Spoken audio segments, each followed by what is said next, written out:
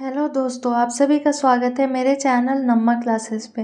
तो आज की वीडियो में हम लोग एसएससी, जीडी, ग्रुप डी ये सारे के प्रीवियस ईयर क्वेश्चन पढ़ेंगे। आज का पहला क्वेश्चन है, एक समबाहु त्रिभुज का क्षेत्रफल ज्ञात कीजिए जिसकी भुजा की लंबाई 10 सेंटीमीटर है। यानी कि ए इक्वल टू आपका क्या दिया गया है, 10 सेंटीमीटर दिया गया है। हमसे क्या पूछ रहा है, समबाहु त्रिभुज का क्षेत्रफल। तो समबाहु त्रिभुज का जो क्षेत्रफल होता है, एरिया इक्वल टू फॉर्मूला इसका क्या होता है, √3/4 इंटू ए स्क्वायर। याद रखिएगा, ये फॉर्मूला काफ़ी इंपॉर्टेंट है और कई बार एग्जाम में इससे रिलेटेड क्वेश्चन पूछे जा चुके हैं। √3/4 ए स्क्वायर इसका फॉर्मूला होता है।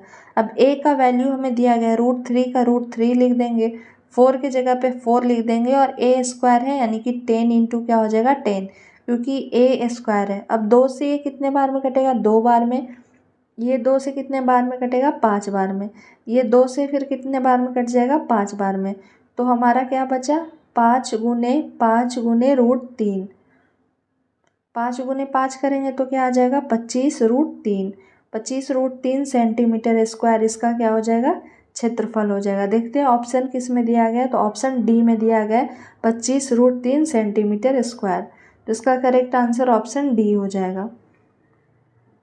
नेक्स्ट क्वेश्चन देखते हैं, निम्न में से कौन सी संख्या 9 से विभाज्य नहीं है। देखिए ये क्वेश्चन तो काफ़ी इजी है। अगर हम लोग 9 के विभाजिता का रूल जो है, डिविजिबिलिटी रूल अगर हम जानते हैं तो हमारे लिए ये काफ़ी इजी है। नहीं तो बारी बारी से सारे नंबर्स को हमें चेक करना पड़ेगा। ये देखिए 2022 का क्वेश्चन है, 2018 में भी पूछे गए हैं। यानी कि ये क्वेश्चन 4 एग्जाम में लगातार सेम टू सेम पूछा जा चुका है। क्या कह रहा है कि 9 से विभाज्य नहीं है। तो सबसे पहले हम लोग जानेंगे कि 9 के विभाजिता का नियम क्या है।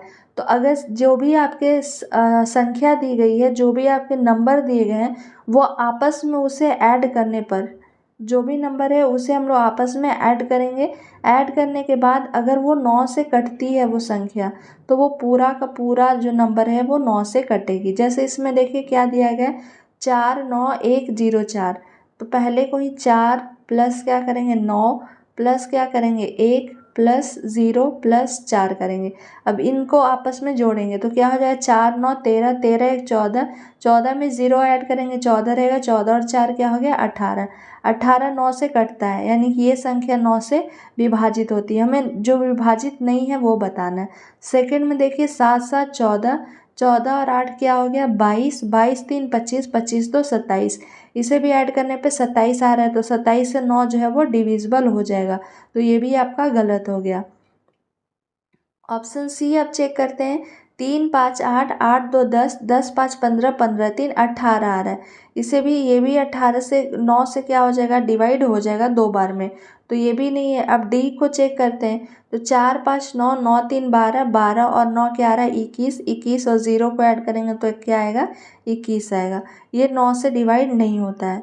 9 से जब इसे हम लोग डिवाइड करेंगे तो ये पूरी तरह 9 से डिवाइड नहीं होगा, कुछ ना कुछ शेष बच जाएगा। तो इसका करेक्ट आंसर आपका क्या हो जाएगा, ऑप्शन डी हो जाएगा। अगर काफ़ी बड़ी संख्या जैसे यहाँ 2 है, 2 7 3 या ऐसे भी दो दो अंकों की संख्या आ रही है, तो इसे जोड़ देंगे तो 7 और 2 क्या हो जाएगा 9, जो 9 से डिवाइड होगा। ये इसमें क्या आया था 8 18 आया था, तो 8 और 1 9 कर देंगे तो ये भी क्या है 9 से कटेगी। लेकिन 21 को जब हम लोग ऐड करेंगे आपस की संख्या, तो 2 और 1 क्या हो जाएगा 3, जो 9 से छोटा है, यानी कि ये संख्या नहीं कटेगी।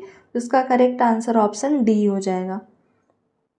नेक्स्ट क्वेश्चन देखते हैं, निम्नलिखित का मान ज्ञात कीजिए। ये भी देखिए 2021 में पूछा गया है।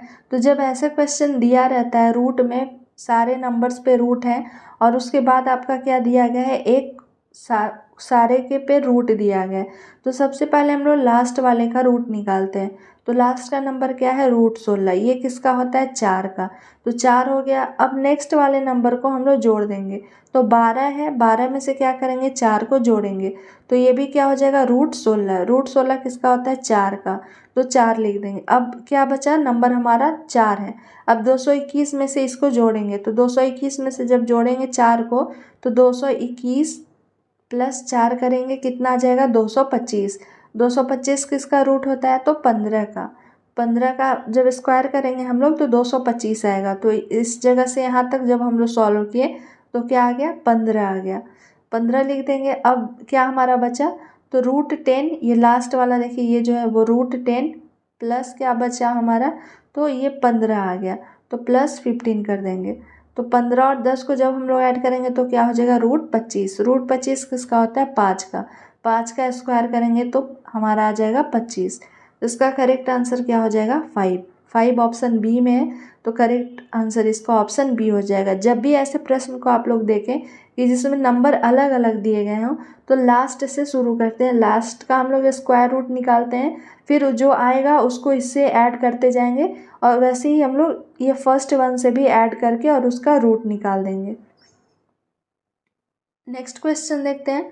32 वस्तुओं का विक्रय मूल्य 38 वस्तुओं के क्रय मूल्य के बराबर है, तो प्रतिशत लाभ निकालना है। तो सबसे पहले क्या है, 32 वस्तु का विक्रय मूल्य, यानी कि 32 वस्तु का जो विक्रय मूल्य जो है, यहाँ हम लोग लिखते हैं कि 32 वस्तु का विक्रय मूल्य यानी कि सेलिंग प्राइस जिसे हम लोग बोलते हैं, जिसमें हम लोग सामान को बेच रहे हैं, किसके बराबर है, तो इक्वल टू 38 CP, यानी कि कॉस्ट प्राइस जिसे हम लोग बोलते हैं क्रय मूल्य, जिसमें हम लोग वस्तु को खरीद रहे हैं।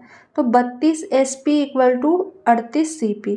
अब हम लोग क्या इसे ऐसे लिख सकते हैं, SP बाई CP, ठीक है, SP by CP equal to क्या लिखेंगे, 38 बाई 32, क्योंकि देखिए जब हम लोग क्रॉस मल्टीप्लाई करेंगे तो 32 SP आएगा ये वाला, और इसे जब क्रॉस मल्टीप्लाई करेंगे तो क्या हो जाएगा, 38 CP।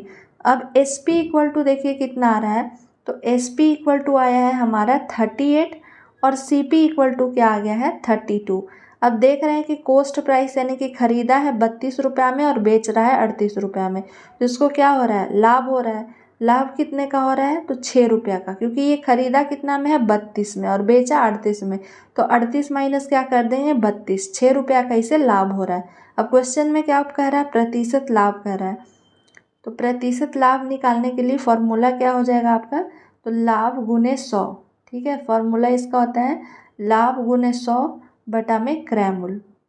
अब लाभ अभी जस्ट हम लोग कितना निकाले, 6, गुने क्या कर देंगे, 100 कर देंगे, और क्रय मूल्य कितना है, कॉस्ट प्राइस 32 है, तो हम लोग क्या लिख देंगे, 32। अब इसे हम लोग डिवाइड करते हैं, तो 8 से करेंगे इसे, तो 8 से 4 बार में, 4 से अगर करते हैं हम लोग तो 4 से ये 8 बार में हो जाएगा, और ये 8 4 से कितने बार में हो जाएगा, 25 बार में। फिर ये 2 से काटेंगे तो 4 बार में, ये 2 से कितने बार में कटेगा, 3 बार में।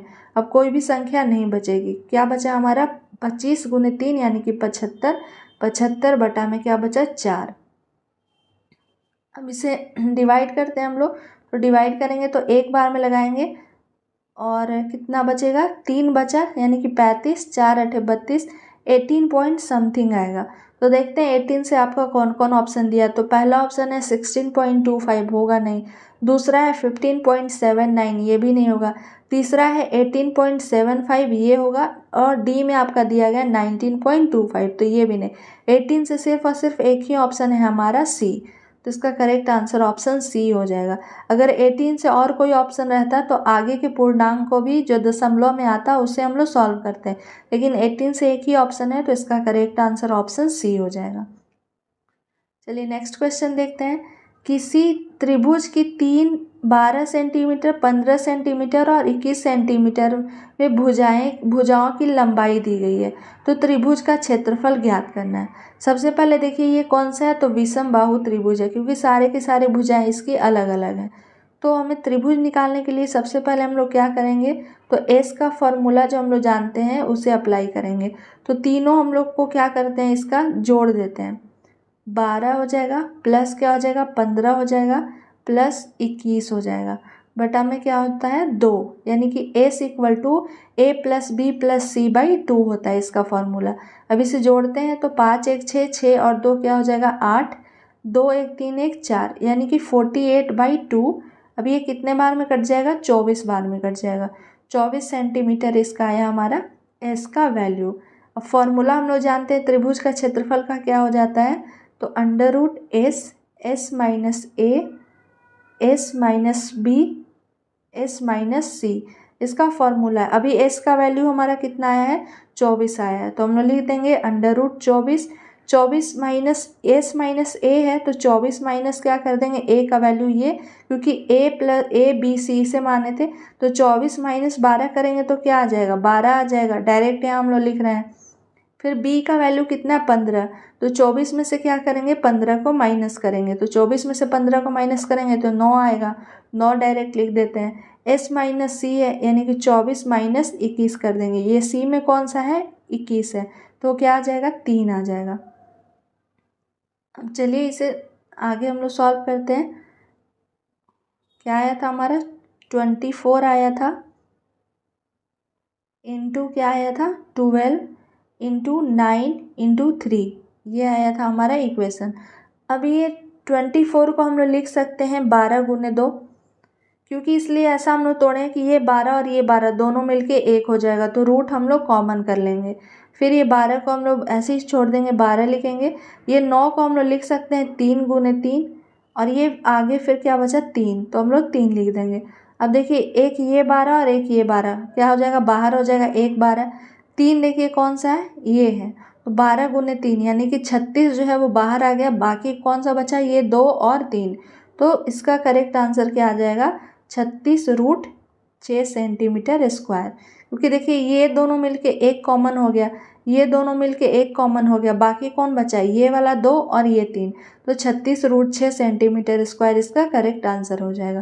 अब ऑप्शन में देखते हैं, ऑप्शन ए में आपका दिया गया है 36√6, तो इसका करेक्ट आंसर क्या हो जाएगा 36√6 हो जाएगा। नेक्स्ट क्वेश्चन देखते हैं। 2 अंकों की संख्या के अंकों का योग 7 है। यदि अंकों को पलट दिया जाता है तो नई संख्या में 3 जोड़ने पर मूल संख्या की 4 गुनी हो जाती है, तो मूल संख्या क्या है। देखिए ये क्वेश्चन को हम लोग ऑप्शन से चेक करेंगे। सबसे पहले क्या अंकों का योग 7 है, तो 7 सारे का है, 4 3 7, 6 1 7, 5 2 7, 6 1 7, ठीक है। अब कह रहा है कि यदि अंकों को पलट दिया जाता है, यानी कि 3 4 है तो यहाँ क्या कर दिया जा रहा है 4 और 3 कर दिया जा रहा है, तो नई संख्या में 3 जोड़ने पर, यानी कि इसमें 3 हम लोग जोड़े तो क्या आ जाएगा 46, ये मूल संख्या की 4 गुनी हो जाती है, तो मूल संख्या क्या है 34, 34 की 4 गुनी 46 है, तो नहीं है।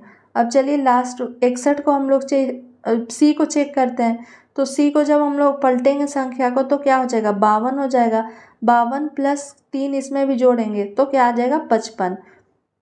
अब कह रहे हैं मूल संख्या की ये 4 गुनी, तो 25 का 55 4 गुनी है, नहीं है। अब डी को चेक कर लेते हैं, तो डी को जब हम करेंगे तो क्या हो जाएगा आपस की संख्या को पलटेंगे तो 6 और 1 हो जाएगा, प्लस क्या कर देंगे 3, तो क्या आया 64।